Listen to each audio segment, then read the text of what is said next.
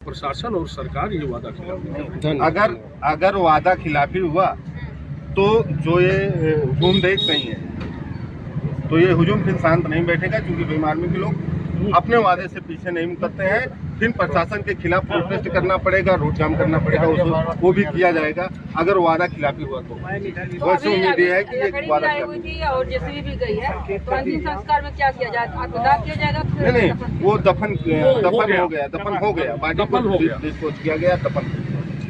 ये परिवार वालों की मंशा थी।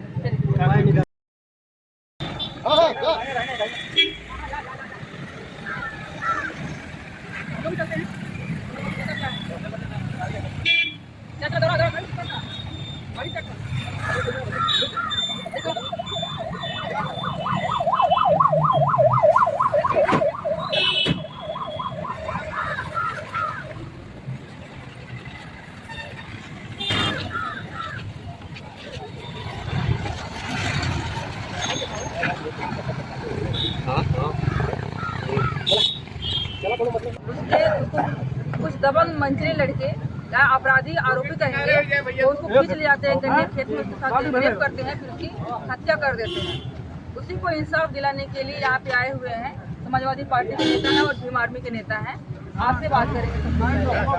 नाम क्या हुआ आपका? हमारा नाम राजेंद्र गौतम, जिला पंचायत सदस्य भीम आर्मी। आपने देखा कि किस तरह से एक लड़की की नृशंस हत्या की गई, रेप किया गया, यहाँ पे आप आए हुए हैं, परिवार से क्या बात है? परिवार ऊपर आपार विपत्ति है और इस विपत्ति की घड़ी में हर दल के नेता और पार्टी के लोग खड़े हैं। हम लोग कल से ही इस परिवार के साथ खड़े हुए हैं, लेकिन जो ये घटना घटित हुई है ये बहुत ही निंदनीय है। और कहें तो जिस तरीके से सरकार जीरो टॉलरेंस की बात करती है, महिला सशक्तिकरण की बात करती है, तो ये घटना दर्शा रही है कि सब फेलियर है। सरकार मुंह से वादा किया जाता है, बोला जाता है, वो सब फेल है। वो बच्ची स्कूल आते जाते हैं बच्चे, उस रोड पे पुलिस अगर गश्त मारती है बच्चों के टाइम पे, जाने और आने के टाइम पे, तो ये घटना हम कैसे इसको सही माने? ये तो घटना घटने की बात की प्रक्रिया, पहले अगर ऐसी हो जाए पता तो ये घटना ही नहीं घटेगी।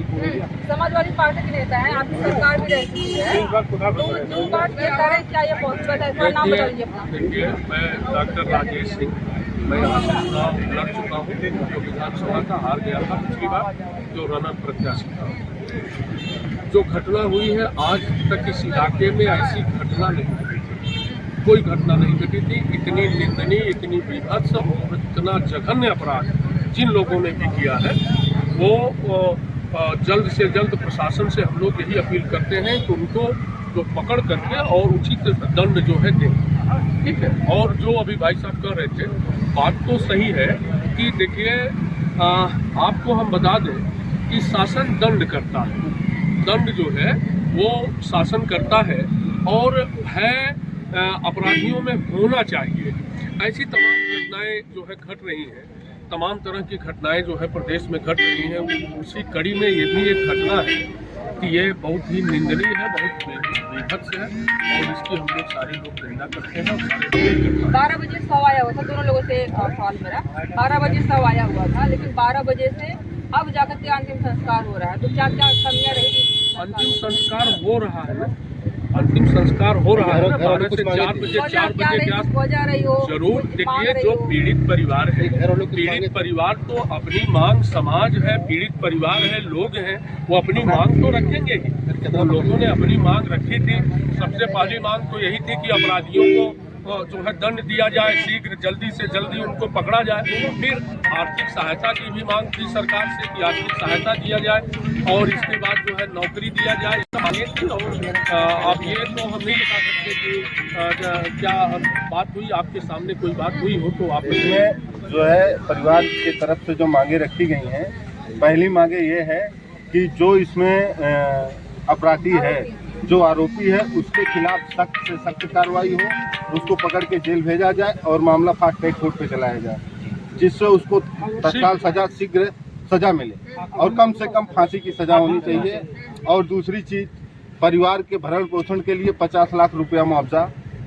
और तीसरी, परिवार को कोई भी एक छोटी नौकरी ही मिल जाए और चौथी चीज़ें ये हैं कि परिवार भूमिहीन है, उसको कम से कम 1 बीघे ज़मीन पट्टा आवंटित किया जाए। ये डीएम साहब से हमारी मांगे हैं और ये उम्मीद करते हैं, आशा उम्मीद कि ये कम से कम ये सरकार इतनी जो ये हम पूरा करेंगे, ये हमारे अधिकार में, हम ये सब करेंगे। अच्छा, ये वीडियो है, इसे हर कोई देखता है, तो इसमें कुछ लोग ऐसे भी आएंगे जो कहेंगे कि कमेंट में कहेंगे कि आपदा में अवसर ढूंढ रहे हैं, लड़की को न्याय की बात कर रहे हैं। सही बात है, गरीब परिवार है, उसको मतलब रोजगार की बात आपने कर दी कि भाई पीड़ित परिवार है, अभी कहाँ कमाने खाने जाएगा, थोड़ा एक रोजगार दीजिए। लेकिन इतनी बड़ी मांग 50 लाख कैश रुपए के लिए इतने देर तक का रहना, इसके लिए आप क्या कहेंगे? ये कोई पहली घटना नहीं है जिसमें 50 लाख रुपया मांगा जा रहा है। तमाम घटनाओं में 50 लाख रुपए सरकार द्वारा दिया गया है और वो भी जो इस परिवार से अच्छे मतलब अच्छे जीवन यापन कर रहे हैं, उनको जो है 50 लाख अगर सरकार दे रही है, 50 लाख ही नहीं, 1-1 करोड़ रुपए तक। 1-1 करोड़ प्लेन से कोई दुर्घटना हो जाती है, कोई मर जाता है तो उसको भी सरकार मुआवजा देती है और इसके बाद मदद करती है। कहीं कोई घटना घट जाती है, ये आज की परंपरा नहीं है, ये बहुत पहले से सरकार की परंपरा चली आ रही है, जो 50 साल से कि सरकार आर्थिक मदद करती है, नौकरी भी देती है और इसके बाद जो पीड़ित परिवार रहता है उसके साथ हमदर्दी दिखाती है। अब डीएम साहब ने कहा है, हम लोग यही उम्मीद करते हैं कि जल्दी से जल्दी सरकार को आर्थिक सहायता मिल जाए और अगर नहीं तो फिर जो है ये तो यही माना जाएगा कि वादा खिलाफी है और जो है वो जो प्रशासन और सरकार ये वादा खिलाफी है। अगर वादा खिलाफी हुआ तो जो ये हुजूम देख रही है तो ये हुजूम फिर शांत नहीं बैठेगा, क्योंकि बेईमानी के लोग अपने वादे से पीछे नहीं मुकरते हैं। फिर प्रशासन के खिलाफ प्रोटेस्ट करना पड़ेगा, रोड जाम करना पड़ेगा, वो भी किया जाएगा अगर वादा खिलाफी हुआ तो। वैसे उम्मीद ये है कि एक वादा हुई थी और जेसीबी भी गई है, तो अंतिम संस्कार में क्या किया जाएगा? आत्मदाह किया जाएगा? नहीं, वो दफन हो गया, दफन हो गया, डिस्पोज किया गया, दफन। ये परिवार वालों की मंशा थी। मंडल कोऑर्डिनेटर है बहुजन समाज पार्टी के।